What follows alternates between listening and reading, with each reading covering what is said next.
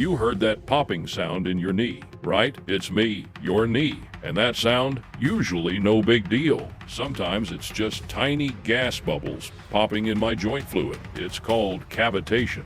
Totally normal. Other times, tendons slide over bones, like a rubber band snapping. Still normal. No pain, no swelling, no problem. Stand up and do a squat right now. Did yours click too? Exactly.